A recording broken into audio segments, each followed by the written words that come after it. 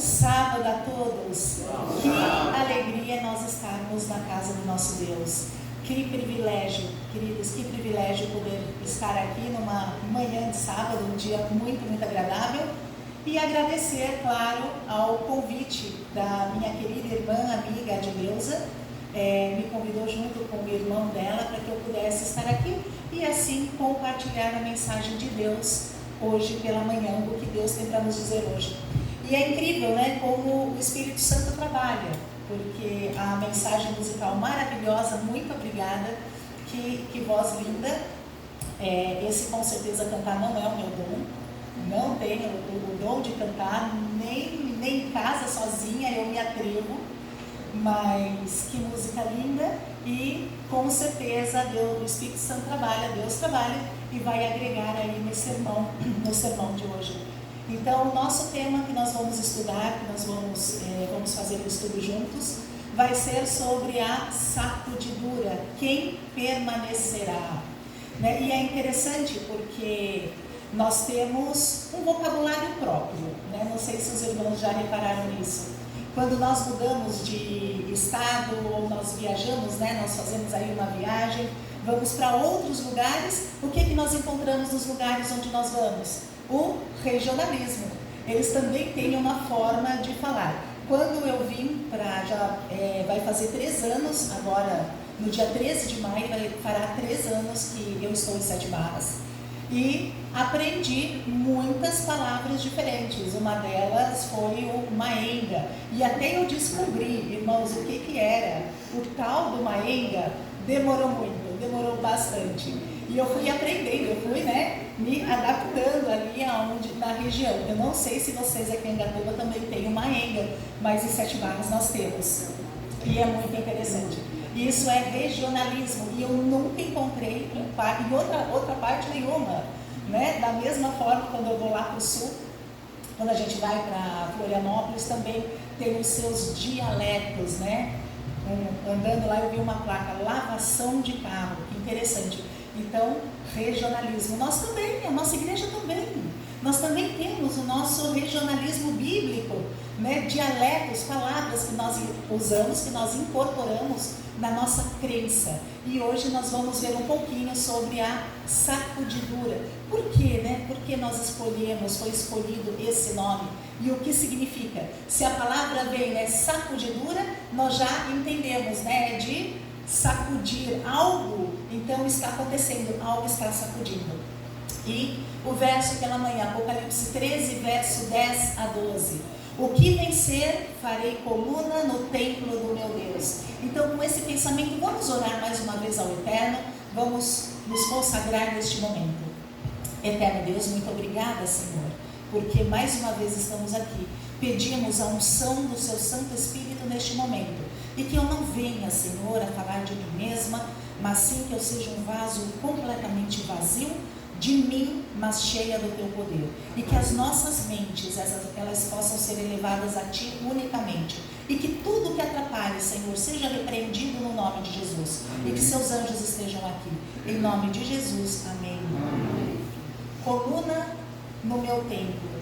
O que é coluna? O que é ser uma coluna? Quando nós vemos uma casa ser construída, um prédio, aqui a gente pode até falar aqui da igreja mesmo, ela existe colunas, nós temos alicerces suficientemente forte para poder sustentar todo esse templo, poder sustentar o teto, poder sustentar as paredes, o púlpito aqui, para que nada desmorone. É isso que nós devemos ser no templo do Senhor, coluna. Mas ninguém se faz coluna de uma hora para outra.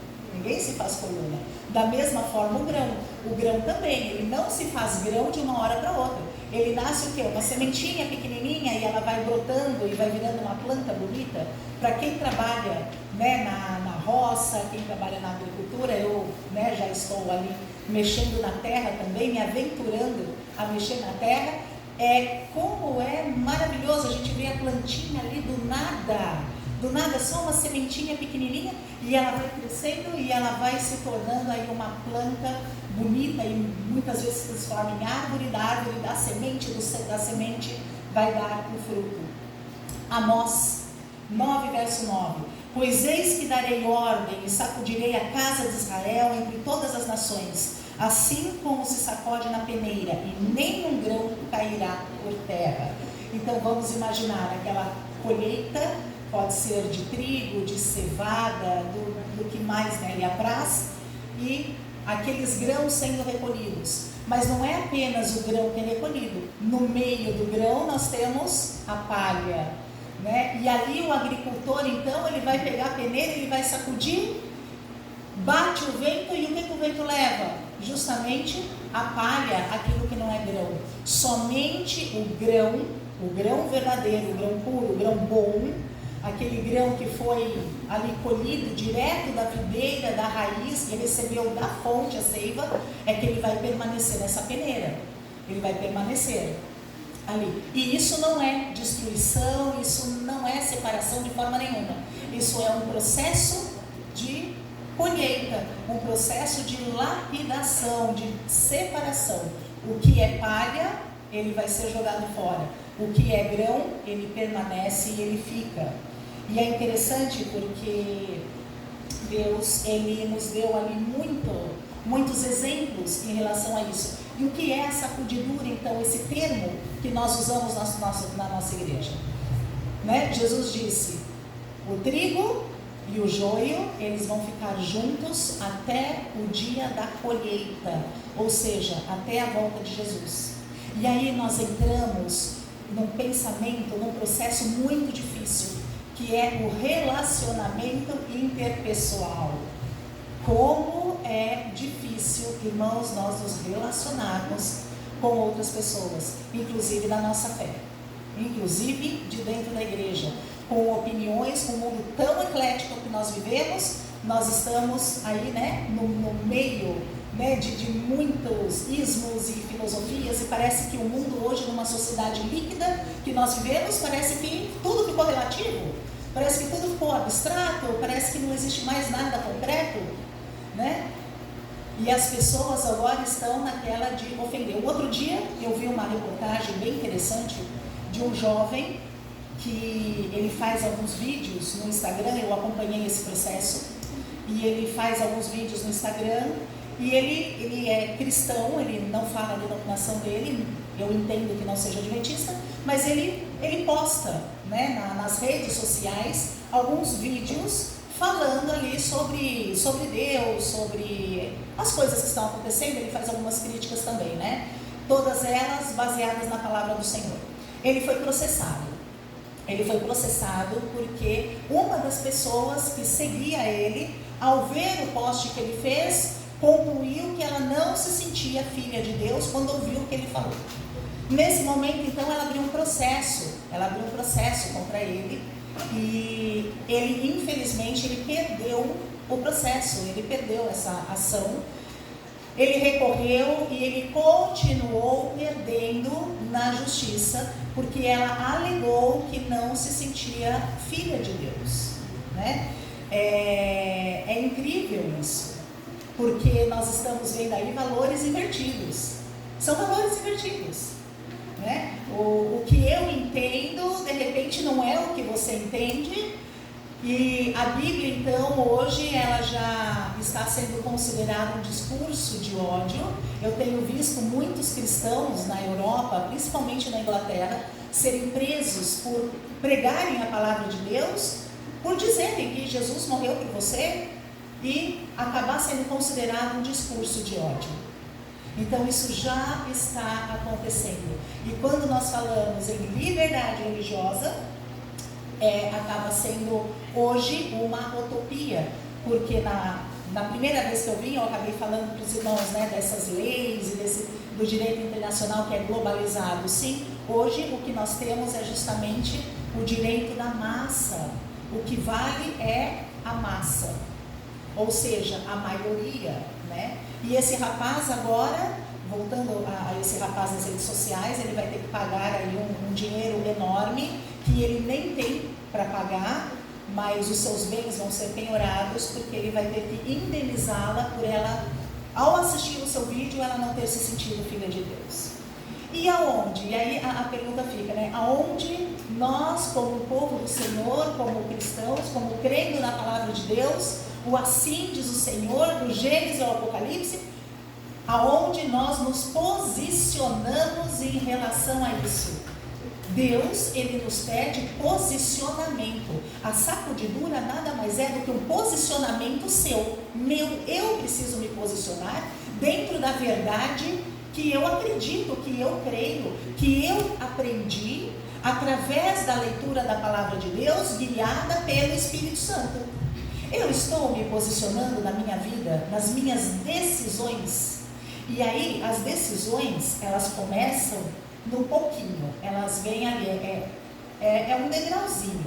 Esse é o processo de santificação, né? Nós nos aproximarmos de Deus diariamente, tendo conhecimento, nos reconhecendo como seres dependentes unicamente do Senhor. Só Deus, sem Cristo, sem Jesus, nada podemos fazer, nós nada somos. E esse processo de santificação, ele é pouquinho, ele é degrauzinho ali, a gente vai calcando isso, né? Nos reconhecendo como dependentes, que nós somos seres falhos, pecadores, temos muitos pecados aí, mas somente Jesus pode nos livrar, pode nos perdoar e pode nos limpar de todo mal. E a sacudidura é justamente isso, esse processo de peneiração, deixar o grão firme, forte, e a palha ela ser levada ao vento. E quando eu estava estudando essa mensagem para os irmãos, que o Espírito Santo me inspirou a isso, eu fiquei na dúvida, né, o que eu vou falar. Eu acho que uma das coisas mais difíceis quando nós vamos levar uma mensagem é o título da mensagem, o que eu vou falar, né, qual é a pregação. E na minha oração ali no meu momento com Deus, então, a sacudidura, e eu pensei numa coisa, as nossas provações, nós somos provados a cada momento da nossa vida. E por quê? Muitas vezes a provação parece muito além, parece muito maior do que aquela que nós podemos suportar. Muitas vezes a nossa cruz, ela parece tão pesada que você diz, Senhor, isso aqui, o Senhor disse que eu não seria provado além do que eu podia suportar, eu não estou suportando mais. Muitas vezes acontece isso. Precisamos ser lapidados, precisamos nos tornar grãos firmes, fortes, aonde a peneira ela vai ser fortemente sacudida, ela vai ser ali violentamente sacudida. Nós precisamos permanecer como uma coluna, mas isso só vem de uma vida de santificação, isso só vem através das provas. Quando nós olhamos lá para o povo de Israel, né, olhar para a história do povo de Israel,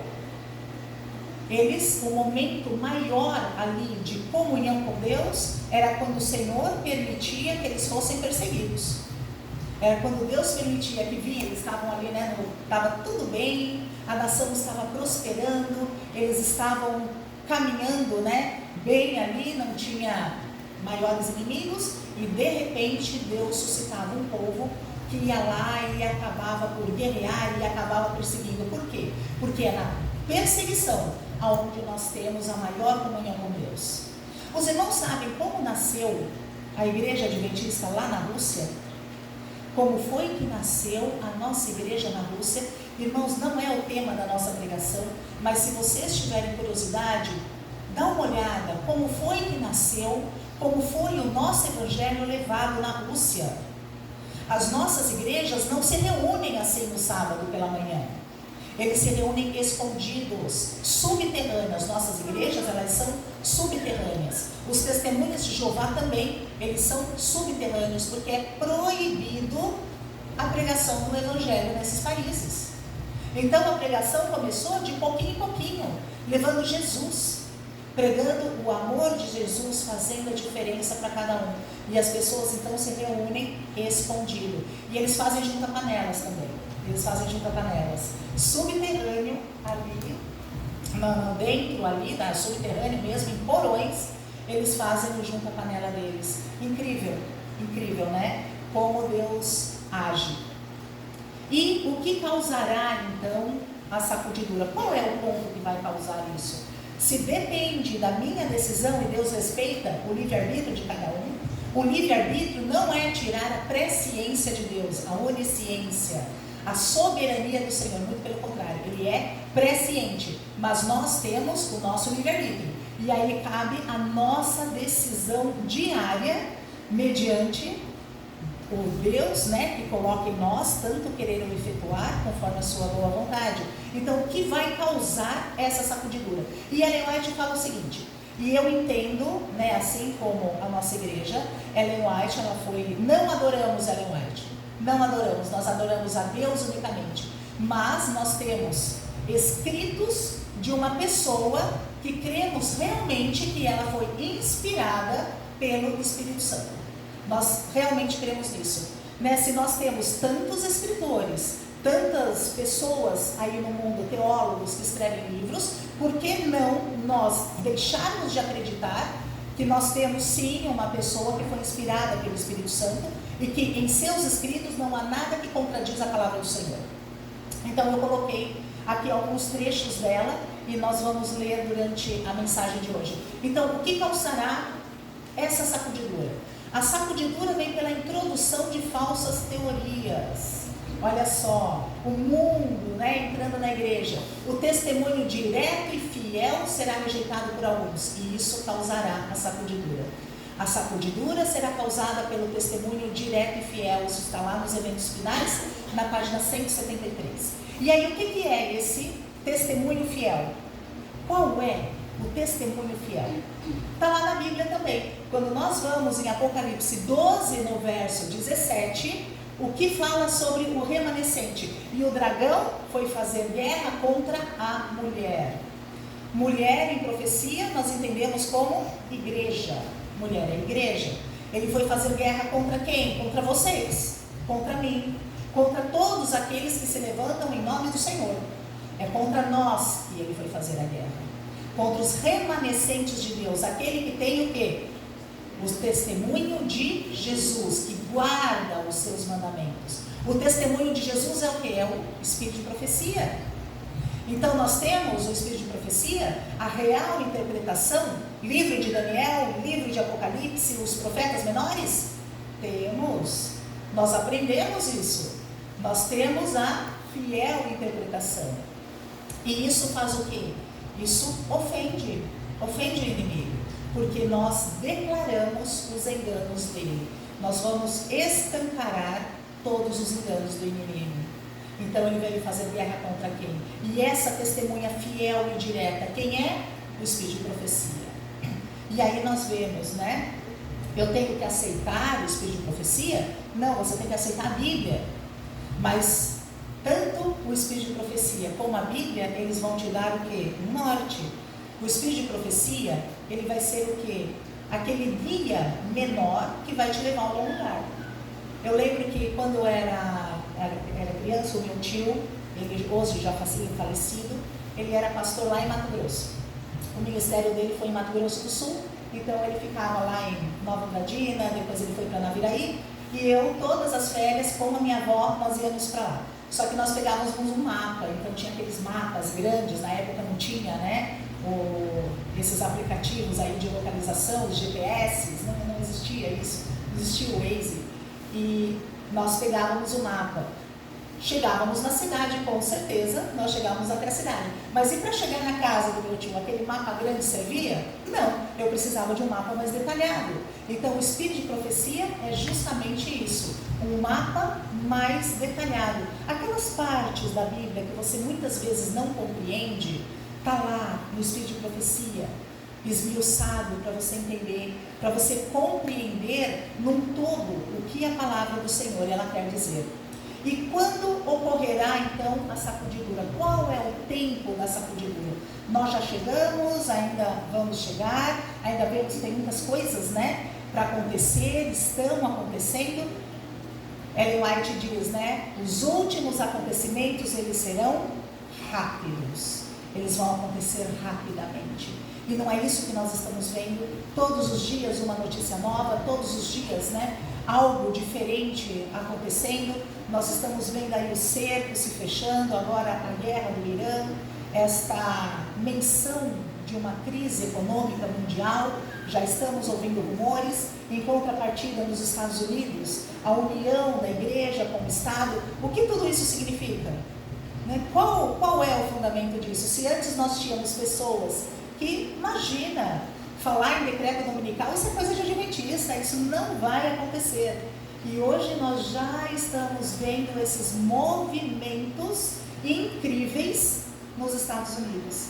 Então, nós podemos, né, entender, presumir que o nosso tempo está curto, falta pouquinho tempo. E ela fala o seguinte nos testemunhos seletos: estamos no tempo da sacudidura, tempo em que cada coisa que pode ser sacudida, sacudir-se-á.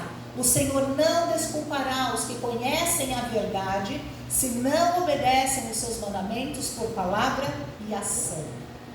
Palavra e ação. Posicionamento. Só assim nós vamos conseguir ser aquele alicerce firme e forte na Nova Jerusalém. Porque é isso que Deus fala. Vou fazer coluna no templo do meu Deus.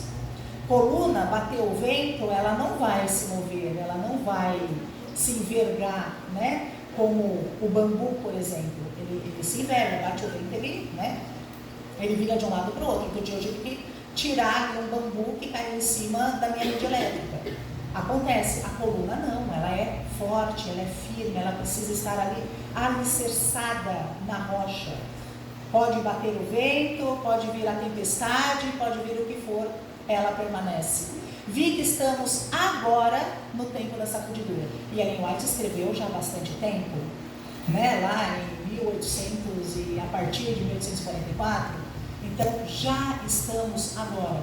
A peneira já começou a sacudir? Sim, ela já começou a sacudir. Como? Através das nossas decisões. Quando eu deixo de lado a palavra de Deus, quando eu cedo aonde eu não deveria ceder, aonde eu acho que as primeiras horas do sábado, mas não tem problema, olha, eu só vou terminar isso daqui, não tem problema não. Não tem problema nas primeiras horas do sábado. Elas são nossas? Não, elas não são nossas. Elas são tempo de Deus. É o nosso dízimo temporal, o nosso dízimo da semana. Um dia, 6 dias trabalharás, mas o 7º dia ele é do Senhor, ele é de Deus, ele não te pertence. Sabendo eu ou não sabendo, eu tendo ciência ou não tendo ciência, o sábado ele continua não sendo meu, eu querendo ou não, ele pertence a Deus. Por isso que o mandamento é: lembra-te do dia do sábado para o santificar. Êxodo 20, no verso 8, lembra-te, porque ele já havia sido criado, ele já foi criado, Deus já havia instituído como santo. Então, nós devemos o quê? Lembrar. Percebe que ele é diferente de todos os outros mandamentos, o sábado? Ele é diferente. Se o primeiro fala: não terás outros deuses diante de mim, o segundo: não farás para ti obras de escultura, no sábado, ele está pedindo para você lembrar. Lembrar. Ele não é uma advertência de não, como nos outros, né? Não furtarás, não adulterarás, não dirás falso testemunho, não cobiçarás. Ele não tem ou não, ele é para nós lembrarmos. É um lembrete, porque Deus já havia santificado e já havia separado o sábado. Ele tem uma marca diferente. Satanás está trabalhando com todo o seu poder para arrebatar pessoas das mãos de Cristo e fazer com que calquem aos pés o Filho de Deus. É isso que ele veio. Ele veio para matar, roubar e destruir. E ele não vai pensar 2 vezes em fazer isso. Porque a cada vez que nós cedemos, a cada vez que nós abrimos uma brecha, é onde o inimigo ele vai entrar e ele vai devastar a nossa vida. E quais são então os agentes da sacudidura? Quais são então o que leva? Se o que vai fazer a divisão é o testemunho fiel e verdadeiro que nós sabemos que é o Espírito de profecia, então quais são esses agentes? E aí nós temos a verdade presente. Percebe que em toda era, desde a queda de Adão, desde a entrada do pecado, nós temos uma verdade presente a ser pregada. Se no Velho Testamento, lá, de Adão até a morte de Cristo, a verdade presente era a vinda do Messias pela primeira vez, final da história. Qual é a nossa verdade presente? Qual é? Qual é a missão nossa? Queridos, isso é propósito de vida. Nós precisamos saber sim, qual é o nosso propósito. Por que nós estamos aqui justamente agora, nessa época? Por que Deus te escolheu? Você acha que você está aqui por acaso? Que nasceu assim de um acaso? Que você veio nessa época porque tinha que vir, porque tinha que acontecer? Não, queridos, não. Deus nos escolheu para essa época, para agora. Da mesma forma que escolheu Daniel e seus amigos, seus 3 amigos, na época de Babilônia. Deus escolheu, Ele sabia que vocês estariam aqui. Ele já sabia que eu estaria aqui passando essa mensagem, vocês estariam vindo.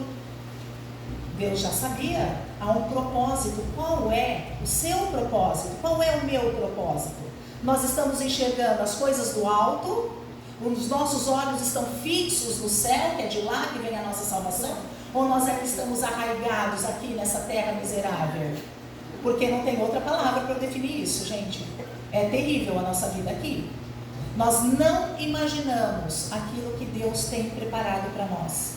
A Bíblia fala, não há olho, não há como nós imaginarmos. Qual é a nossa verdade presente? Qual é aquilo que nos move? Qual é aquilo que faz o nosso coração vibrar? Irmãos, nós temos uma missão. E essa missão, desde 1844, e não é por acaso, não é por acaso. Nós estamos esperando a última festa judaica. Nós estamos esperando o antítipo da festa dos tabernáculos, que é justamente a volta de Jesus. Qual é o nosso propósito? Salomão viveu toda a sua vida, né? Ali, né? Até um determinado tempo ele foi bem, depois ele, né, acabou se desviando por conta do jugo desigual. E aí ele viveu como ele deveria. No fim, ele voltou e o que ele disse? Tudo é vaidade. Eu não sei vocês, né? Eu acho assim, depois de uma certa idade, a gente começa a ficar nostálgico, né? Começa a pensar na vida, começa a pensar nas coisas que passou. Ultimamente eu estou assim. E aí a gente começa a fazer retrospectiva. Eu acho que, na minha humilde opinião, eu acho que uma das coisas no céu que eu mais vou vibrar, tirando Jesus, claro, tirando nós estarmos com Jesus e nós podermos ver o nosso Salvador, é a questão do tempo, é nós sermos atemporais. Você já pensou você viver sem nem se preocupar com o tempo? Ultimamente eu estou assim, aquela correria do dia que amanhece, escurece, amanhece de novo, escurece de novo, uma loucura, gente, passa tão rápido. Nós seremos atemporais e jovens eternamente e ligados à videira verdadeira para sempre. Queridos, né? Olha, eu acho que se só tivesse isso, não precisava de mais nada, né? Estarmos ligados com Cristo sem o tempo, porque Deus é atemporal. Foi Ele que criou o tempo. E quando aconteceu o pecado, esse tempo começou a correr, como se fosse um reloginho, que aí esse tempo ele e rápido, né?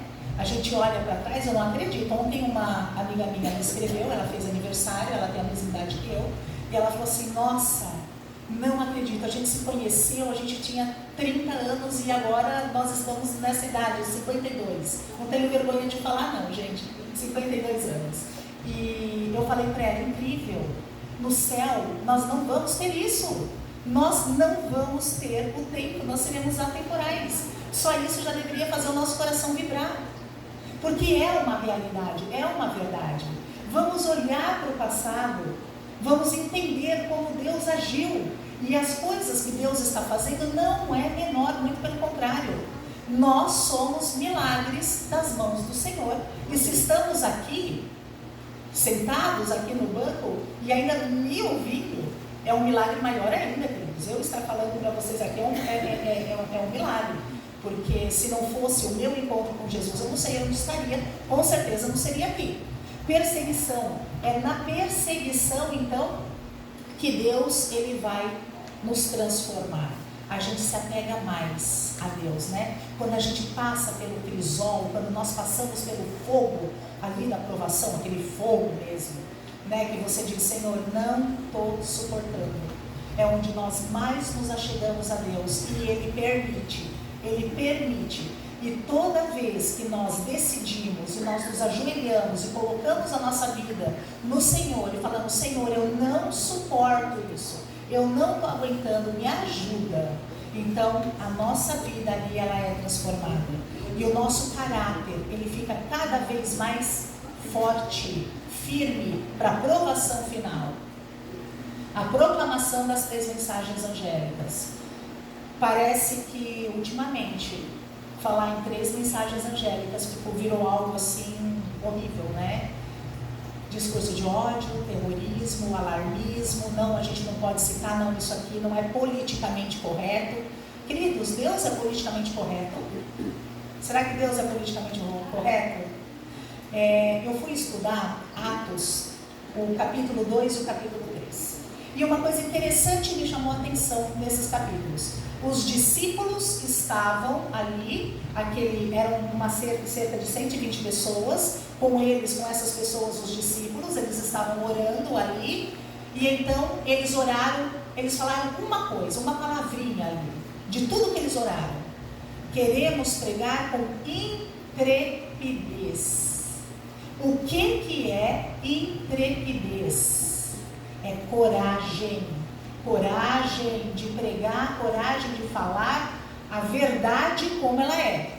Com respeito, com educação, claro, né? Porque nós respeitamos todas as outras denominações. Deus tem filhos em todos os lugares. Não temos o monopólio da salvação, não temos. Não vamos achar que nós somos adventistas então do 7º dia, nós temos a salvação. Não, querido, não temos não. Muito pelo contrário, quanto mais luz nós temos, mais será cobrado, não é? Mais será cobrado. E Deus tem os filhos em todo lugar. Mas o sai dela, povo meu, quem é que vai chamar? Quem é que vai pregar isso? Quem é o morto do Oriente? Quem é o terceiro Elias? Somos nós. Teve o primeiro Elias, foi transladado, ele significa os justos salvos que não passarão pela morte. Segundo Elias, João Batista, que preparou o caminho para a primeira vinda de Jesus. Quem vai preparar o caminho para a segunda vinda de Jesus? Laodiceia. Mas Laodiceia está morna, tá, né? Acha que não precisa de mais nada, é rica, abastada, né? Tem águas termais deliciosas. Não precisamos fazer parte de Laodiceia. Não precisamos fazer parte dessa profecia. E Deus está nos chamando a despertar. As 3 mensagens angélicas, você sabe onde ela está? Você sabe o que ela diz? Quando começou a ser soada a primeira mensagem, temei a Deus e dai-lhe glória, porque é chegada a hora do seu juízo. Ela começou a ser tocada, a ser proclamada lá em 1844. E vai terminar com o sai dela, povo meu. Caiu Babilônia. Querido, já pensou? Você já... Eu parei para meditar nessa mensagem. Que forte, que impopular. Nós seremos impopulares. Nós vamos ser perseguidos. Nós vamos ser chamados de fundamentalistas, porque já somos. Aqueles que guardam os mandamentos de Deus, que acreditam que a Bíblia é o assim diz o Senhor, lá desde da primeira Gênesis 1, verso 1, até Apocalipse, no final, queridos, vamos ser perseguidos. Estamos prontos? Será que hoje a gente consegue permanecer como a rocha? Conseguimos ser como um alicerce? Será que Deus nos prove o suficiente para não pularmos, para estarmos em pé naquele dia e dizermos, esse é o nosso Deus no qual aguardávamos? E, por fim, então, a crise final, que aí entra o nosso regionalismo, que nós chamamos de lei dominical, ou seja, uma lei mundial, onde todos, o mundo inteiro praticamente, né, Deus fala que vai ser uma lei mundial, de um poder que seduz e que engana a todos, vai impor. O que era dito como, nossa, isso é impossível, isso é, não, nossa, imagina, isso é coisa de adventista, está acontecendo nos Estados Unidos. Eu não sei se os irmãos estão a par disso, né? mas já estão querendo acabar com a primeira emenda norte-americana. E quem fez essa primeira emenda? Lá nasceu em 1888 com John Lewis. Ele se levantou no Congresso norte-americano e ele falou, não é assim, né? Ele colocou a liberdade religiosa e colocou ali todas as outras pessoas, as outras crenças que não guardavam o domingo. E agora, queridos, vocês sabiam, não sei se os irmãos acompanharam, mas a nossa igreja, ela possui um departamento de liberdade religiosa, eu faço parte, somos uma equipe de advogados, chama ForLir, e aqui no Brasil, mas os Estados Unidos também tem, e o deles é fortíssimo, e no começo desse ano, se eu não me engano, no final de fevereiro, nós nos manifestamos firmemente no Congresso norte-americano e mandando para a Heritage Foundation, que é uma associação norte-americana, colocando ali os nossos princípios, nós nos manifestamos contra essa lei dominical. Olha se não é, a história não se repete, se foi lá o que aconteceu em 1888. Está se repetindo agora. A questão é, nós estamos preparados se o fim vier? Ou será que Deus ainda vai dizer não, vamos esperar mais um pouco? Porque em 1888 Deus esperou mais um pouco. A igreja orou, os irmãos oraram, nós, que estava naquela época, orou e o fim não veio. Na conferência de 1888, Ellen White teve uma visão e ela se manifestou na conferência e ela falou, Jesus poderia ter voltado, mas não voltou. Por quê? Porque não era o tempo e porque a igreja não estava suficientemente preparada e ainda não era o tempo para os eventos finais. Então nós entendemos que este controle mundial, toda essa dinâmica da tecnologia que está acontecendo agora, porque existe, todo o controle já da tecnologia incrível. No Brasil nós estamos caminhando para isso. A China, você não anda em lugar nenhum sem o rastreamento visual, o rastreamento facial da pessoa. Entrou no mercado, eles estão sabendo, andou na rua, estão sabendo aonde você vai. Nós hoje temos o celular, onde você vai, o celular está ali te acompanhando e te ouvindo também. Então, queridos, somos um povo peculiar, E quem vai sair? E aí existe, eu percebi, alguns acham que quem sairá vai ser o trigo, outros acham que quem sairá vai ser o joio, Na verdade, o que Ellen White diz, quem vai sair? Os que haviam confiado no próprio eu foram varridos. A sacudidura separa o joio do trigo. Quem sai? É o joio. O trigo fica. O grão, ele permanece na peneira. Mas o grão verdadeiro, Aqueles que amam a opinião, amam mais quem vai sair, amam a opinião humana mais que a verdade divina. Estão confortáveis na sua tibieza, na sua mordidão, na sua vida normal, na sua vida ordinária, comum, sem precisar se manter nessa tibieza, sem precisar de um reavivamento pessoal, sem achar necessidade que precisa estar conectado direto na videira, que conhecem a doutrina, mas não conhecem a Jesus. Estão aqui, acabam vindo, participam, mas não têm uma vida íntima com o Salvador. Não conhecem Jesus de fato, não ouvem a voz do pastor. E quem é que permanece? Aqueles que possuem vida de oração. Queridos, oração. Não há outro tempo maior no qual nós precisamos orar, mas orar a todo tempo. O pensamento elevado ao Senhor. É possível isso? Sim. Com treinamento, com disciplina, com vontade de se achegar, mesmo se você não tem vontade, porque a natureza humana não é ter vontade. Nós não temos vontade de chegarmos a Deus. A nossa vontade ficar bem longe, A vontade carnal, o pecado que nos arrasta. Mas precisamos, queridos, precisamos ser mais disciplinados. Precisamos orar mais. Se não temos vontade, porque eu não tenho vontade nenhuma. Mas precisamos orar, pedir, Senhor, olha, eu não estou com vontade, mas eu vou fazer mesmo assim. eu vou me ajoelhar, ou eu vou orar, eu vou cantar um hino, eu vou orar numa canção, mesmo assim, queridos, precisamos ser fortes, firmes, né? Não nos deixarmos desviar. Caráter moldado pelo Espírito, caráter moldado. E aí não é o nosso, mas o caráter de Cristo que reflete em nós. Então, quando nós entendemos o verdadeiro, o arrependimento, colocar a vida aos pés de Jesus, confessar pecados, confessar, queridos, não é falar, Senhor, me perdoa nossas faltas, amém. Não. Confessar, falar, pecado por pecado. Isso faz toda a diferença. Você está fechando as brechas. O inimigo não tem poder sobre a sua vida. Quando nós fechamos as brechas, quando eu me ajoelho no meu quarto, eu falo, Senhor, hoje eu fiz isso, eu pequei assim. Eu estou dizendo ao mundo espiritual, aqui você não entra. O inimigo aqui está de porta fechada. É esse lacre que a gente precisa colocar, essa muralha espiritual que precisamos colocar na nossa vida.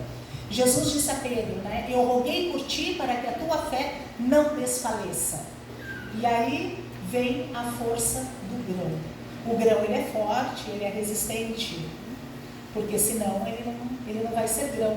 Normalmente o que a gente faz com grão, né? Quem cozinha, quem gosta, né, de cozinhar, precisa cozinhar onde? Na pressão, deixar de molho, a gente tem que amolecer o grão. O grão, ele é forte, ele é duro. É assim que precisamos ser.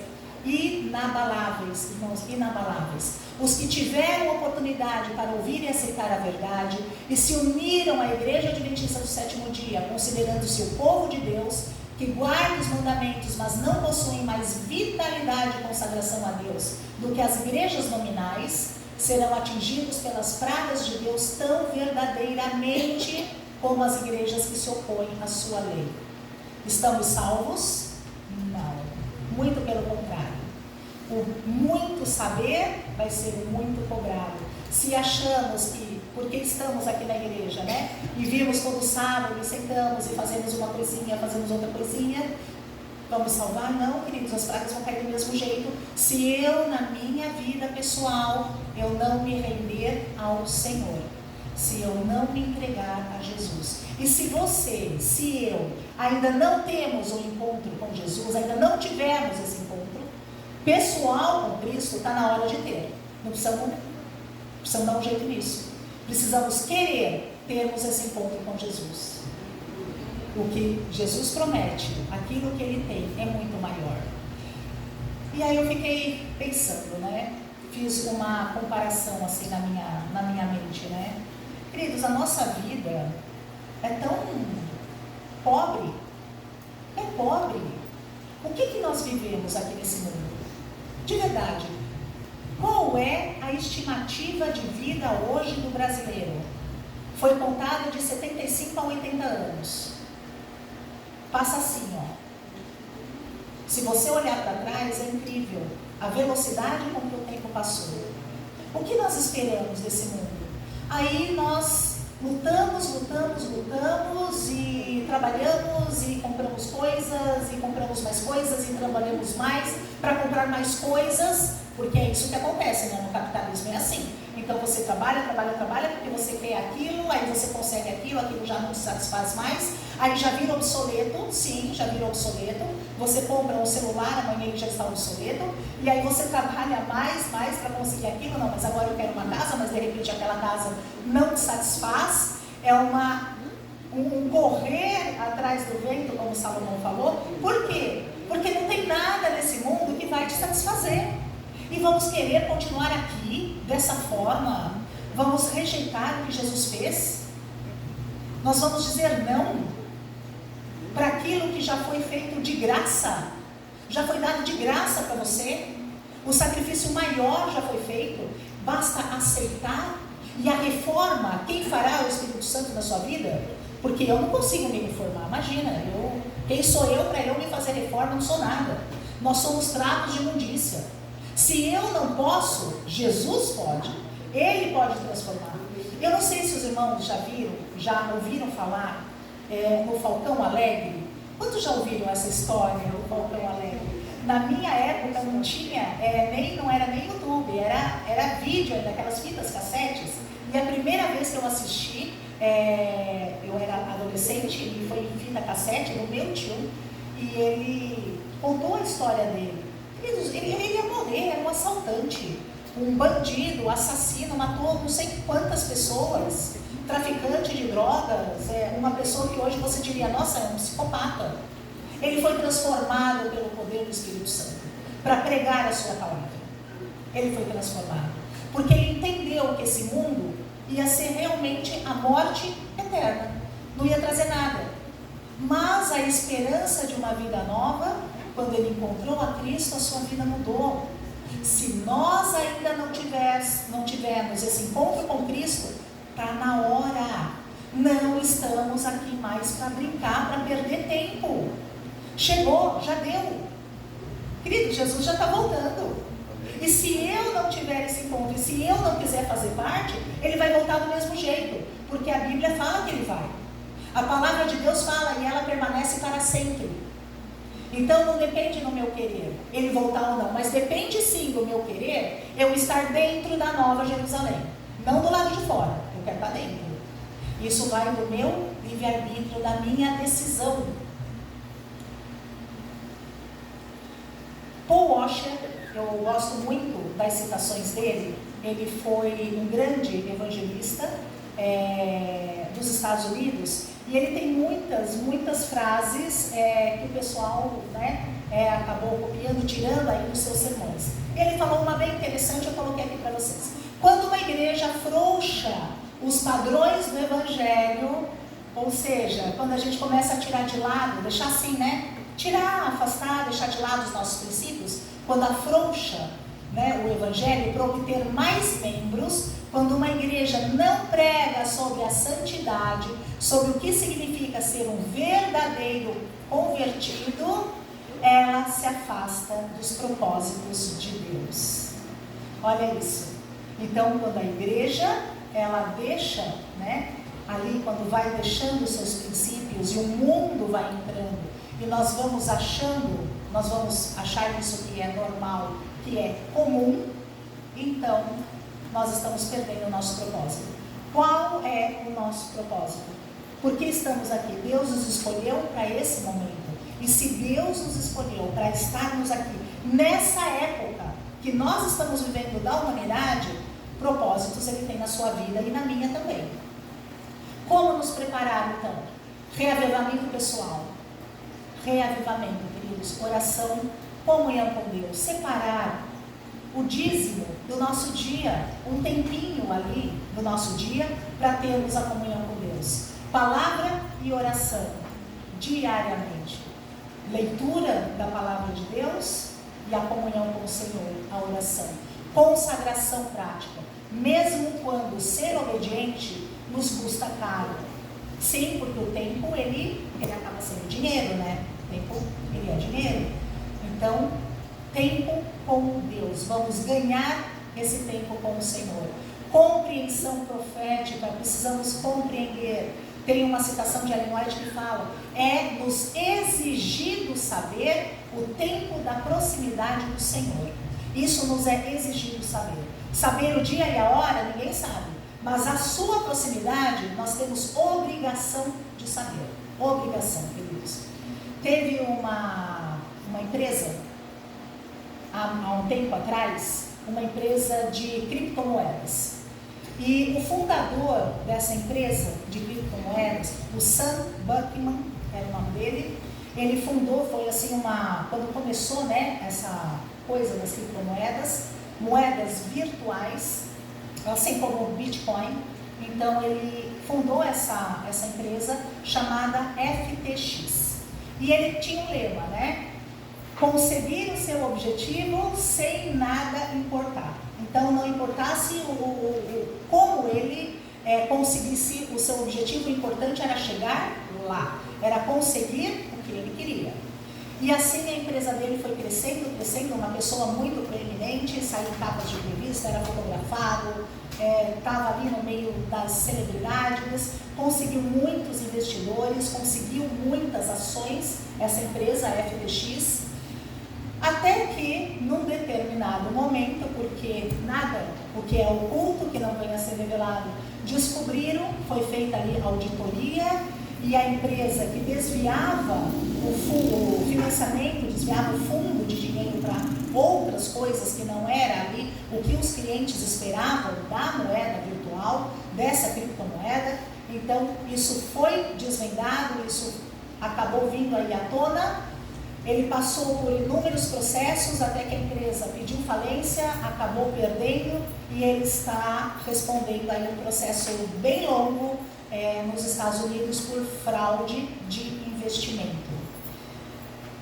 Por quê? A empresa dele, ela foi colocada ali sem o alicerce necessário, sem estar firme ali na rocha, com caráter dúbio, com coisas duvidosas, coisas escusas, coisas que não deveriam estar ali, né? Uma empresa, ela não subsiste, queridos, nada subsiste se nós não estamos firmados em princípios, no caráter, firmado ali, consagrado, lapidado por Cristo. Não conseguimos subsistir, somente Cristo. Assim como ele, né, decolou, tantos outros que também usaram desses sistemas, né, escusos, também acabaram caindo. E nós, queridos, qual é o seu, qual é o meu alicerce, aonde nós estamos construindo as nossas colunas, o que nós estamos fazendo, qual é o nosso propósito? Qual é o nosso propósito? Estamos aqui apenas para sentar, assistir a programação e voltar à nossa vida normal? Ou estamos interessados realmente numa modificação, numa mudança de vida que vai nos gerar, possibilitar firme ali, decisões firmadas na hora H, na hora que vier realmente ali a decisão? E não está longe, Deus não está longe, não vamos achar que a volta de Cristo está longe, não está. Se tudo hoje fosse tirado de você, se tudo nos fosse privado, carro, né, para quem tem carro, a sua casa, o seu conforto, a sua energia elétrica, a sua água, o seu alimento, continuaríamos seguindo a Cristo? Ainda iríamos defender a nossa fé? Nós iríamos ficar firmes ali? Eu vi um testemunho recentemente. Isso aconteceu lá no Oriente Médio, né? E agora, essa guerra, foi um pouquinho antes da guerra, um grupo de cristãos que se reunia ali, saiu, eu não sei se os irmãos viram, porque foi bastante divulgado, um grupo de cristãos ali, de 22 pessoas, que se reuniam, eles eram muçulmanos e eles aceitaram a Jesus. Eles tinham aceitado a Jesus. Aceitaram a Jesus como seu Salvador, e o resto ali dos muçulmanos, dos islâmicos, né, ali perto, né, ali na Síria, aquele local ali, acabou capturando eles e levaram eles para a praia. Só que eles levaram 23, não levaram 22. E aí eles colocaram ali os 22 de joelhos ali na praia, e começou lá no primeiro, e eles começaram a interrogar e falaram: olha, porque vocês eram nossos irmãos, vocês eram muçulmanos, então nós vamos dar uma chance, nós não vamos eliminá-los já, né? Nós vamos dar uma chance. E começou a interrogar, para eles forçar ali, a eles deixarem a fé, abandonarem a fé e voltarem. O primeiro negou, ele disse não, e assim eles foram até o 23º, matando um a um com uma bala na cabeça, ali, né? Foram executando um a um, ali até chegar. Quando chegou no 23º, fizeram a mesma pergunta e falaram: escuta, porque você está aqui, você é um cristão e tal? Ele falou assim: não, eu não sou cristão, vocês me trouxeram por engano, eu só estava passando ali e vi tudo aquilo e parei, e vocês me capturaram junto com eles. Mas se 22 pessoas, se 22 homens ali, fortes, decidiram por Cristo, não vacilaram na hora H, por que eu então, que não conhecia e agora conheço a Jesus, eu vou vacilar? Não, eu não quero. Se for para renunciar a Jesus, eu prefiro morrer. E ele morreu. Ele não era cristão. E ele foi executado como mártir. porque ele não renunciou a Jesus. Naquele momento, dos 22 sendo executados, um a um, o 23º teve encontro com Cristo. É igual o ladrão na cruz, teve encontro com Cristo e foi executado junto. Queridos, a força, isso é de um alicerce, isso é de uma força extraordinária. E eu fiquei pensando, meu Deus, e eu ali, qual seria a minha atitude? Qual seria a minha decisão? Será que eu renunciaria? E isso nos lembra a história de Jerônimo. Jerônimo fez a mesma coisa, ele foi torturado, ele foi preso, ele renunciou. Depois de tudo que ele passou, depois de tantas torturas, ele renunciou a Jesus e ele falou, não é, eu estava enganado. Ele falou ali para os seus algozes, né? Os seus capatazes ali, bispos e tudo, da igreja de Roma. Ele renunciou. Mas passou uma semana, isso está lá no grande conflito. Passou uma semana, a consciência de Jerônimo pesou. E ele disse, não posso, como assim? Se é a verdade que eu lutei e cheguei até aqui, e ele voltou ali no lugar ali onde ele estava, aonde ele havia sido preso, e falou assim, não, eu renunciei, mas eu não renuncio mais não. Eu jamais vou renunciar a essa verdade. E ele colocou ali, ele falou as verdades bíblicas, as mesmas ali, Martinho Lutero pregou na porta ali da igreja de Wittenberg, na Alemanha, 98 teses. E ele falou, vocês estão errados. E ele foi preso e ele foi morto, ele foi executado, ele morreu na fogueira. Jerônimo morreu na fogueira. As fogueiras, queridos, logo vão se acender. Muito em breve, já estão se acendendo. A gente já está vendo assim, né? Fogos assim, farpas assim de fogo, resquícios de fogo, espirrando aí para tudo quanto é lado. Se cristãos não denominacionais já estão sendo perseguidos, imagina aqueles que pregam as 3 mensagens angélicas, aqueles que são os rumores do Oriente, né? Deus, ele promete que vai nos proteger, mas ainda que nós venhamos a ser mártires, ainda que eu seja privada da minha casa, eu seja privada do meu conforto, do meu alimento, ainda que, se Jesus habitar em mim, nós permaneceremos firmes como a rocha. Amém. Permaneceremos firmes. Queridos, chegou o momento de parar de brincar de sermos cristãos. Chegou o momento da decisão. Precisamos decidir firmemente, diariamente por Jesus. Decidir por Jesus. E o mais Ele fará na vida de cada um de nós. Amém, queridos? Eu vou pedir para a Dileuza, ela vai cantar o hino final. E nesse momento, é um hino que eu gosto muito, muito. Era um dos preferidos da minha avó. Minha avó, ela cantava muito ali, quando ela estava ali na cozinha, ela estava fazendo as coisinhas dela. Eu fui criada pela minha avó, e ela cantava muito esse hino. Então, quando ela falou desse hino, meu coração assim até pulou, né? Porque era um dos hinos preferidos da minha avó. Bem junto a Cristo. Que bem junto a Cristo, queridos, nós possamos estar bem ali juntinhos, a ponto de nada, absolutamente nada neste mundo nos satisfazer, a não ser Jesus. Ainda que sejamos provados, ainda que as dificuldades, os obstáculos, a pobreza, ou seja lá o que for, bata a nossa porta, a nossa decisão é única: Jesus. Porque sem Ele, nada podemos fazer. Que neste momento vocês possam meditar na letra dessa música. E aproveitem então para orar. Coloquem a sua vida nas mãos do Salvador. Coloquem a sua vida em Jesus. E Ele vai completar, Ele vai suprir aquilo que nós não conseguimos fazer. E eu vou estar orando aqui também.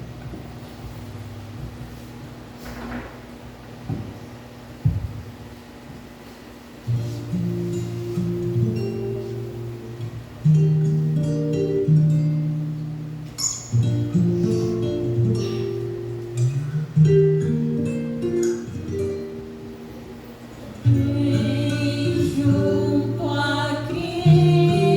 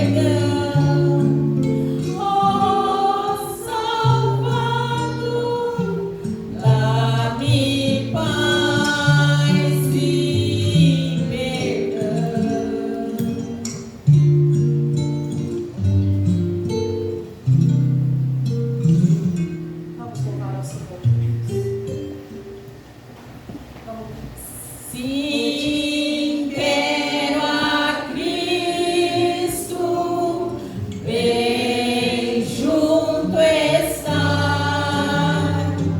dela no além, conseguir aportar, ó lar eterno, lar de esplendor, lá estarei junto ao meu Salvador, lá cantarei todo o seu grande amor. Amém. Que o nosso alvo seja esse lar eterno, onde nós estaremos para sempre com o nosso Salvador. Oremos. Eterno Deus, Senhor, tem misericórdia de nós, Pai, tem misericórdia do seu povo. Senhor, cura as nossas mágoas, as nossas feridas, limpa o nosso coração e a nossa mente e nos edifica para que possamos ser como a rocha, firme como uma coluna, Senhor, diante do seu templo. Senhor, nos torna grãos, Pai. Não queremos ser joio. O joio e a palha eles serão lançados fora e eles serão queimados, mas nós queremos ser o trigo, nós queremos ser o grão. Por favor, Pai, mesmo que isso doa, mesmo que não seja fácil, nos purifique e nos transforma mediante o teu querer, porque a sua vontade ela é perfeita, ela é santa e ela é boa, e tudo contribui para aqueles que te amam. Senhor, fique com cada um de nós aqui. Nos despede-nos, Senhor, em paz, cada um para os seus lares, mas tendo em mente, Senhor, que muito em breve o Senhor virá nos buscar. E esse mundo, Pai, ele vai acabar, ele vai terminar. E que nós, Senhor, cada um de nós temos um propósito a cumprir. Nos dê a força, a coragem e a intrepidez para pregarmos a Tua palavra, Senhor, até a Sua volta. E que possamos olhar como um povo único, Pai, estejamos juntos, unidos, e olhemos, Senhor, e oramos. Pai, por favor, nos ajuda, tem misericórdia de nós, perdoa os nossos pecados, e nós te agradecemos, Senhor, em nome de Jesus. Amém.